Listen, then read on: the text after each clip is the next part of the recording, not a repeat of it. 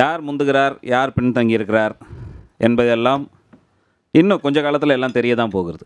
ஏன்னா அனைத்து இந்திய அண்ணா திராவிட முன்னேற்ற கழகத்தினுடைய கூட்டணி ஒன்றும் இல்லை, மரியாதைக்குரிய எடப்பாடியார் அவர்களால் கூட்டணியை அமைக்க முடியல, கதவை திறந்து வச்சுருக்கிறாங்க, யாரும் வரல என்று ஏளனம் பேசிக்கிட்டு இருந்த காலத்தில் பாட்டாளி மக்கள் கட்சி அதிமுக கூட்டணியில் சேர்ந்தவுடன் அந்த கூட்டணி மீது இருந்த பார்வை மற்ற அத்தனை கட்சிகளையும் பயப்பட வைத்திருக்கிறது என்பதுதான் நிதர்சனமான உண்மை. இன்றைக்கி திராவிட முன்னேற்ற கழகம் இன்றைக்கி வரவங்க போகிறவங்களெல்லாம் கூப்பிடுறாங்க அப்படின்னு ஒரு கருத்தை மரியாதைக்குரிய தாவேகா கட்சியிலிருந்து வந்தவர் சொன்னார். அது எப்போத்துலேருந்து ஆரம்பிக்குது?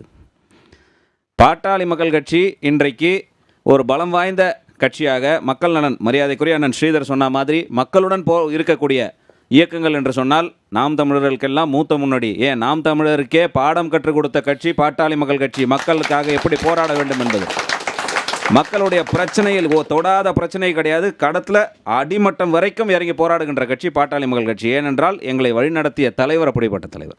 தன்னை போராளி என்று சொல்லக்கூடிய ஒரு தலைவரின் வழி வந்த பாட்டாளி மக்கள் கட்சி இன்னைக்கு மக்கள் பிரச்சனையில் நிற்குது. ஏனோ ஒரு குறுகிய காலம் இன்னைக்கு உங்களுக்கு எதிராக நிற்கிறாருன்னு கேட்குறாங்க.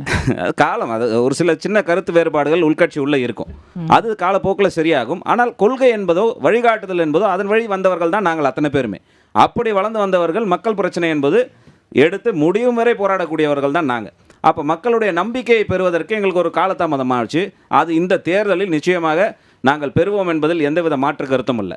உதாரணத்துக்கு எடுத்துக்கிட்டிங்கன்னா இன்றைக்கி பெரிய வாக்கு வங்கியின் அடிப்படையில் மிகப்பெரிய கட்சிகளாக இருக்கக்கூடிய அனைத்து கட்சிகளுமே எங்கே இருக்காங்க?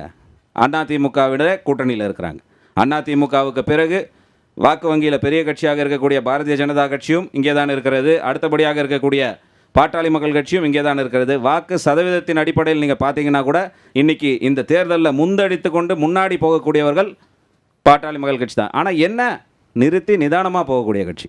மரியாதைக்குரிய அண்ணன் சொன்ன மாதிரி ரேஸில் வேகமாக ஓடி போய் தறிகட்டி போய் உழற கட்சி பாட்டாளி மக்கள் கட்சி அல்ல.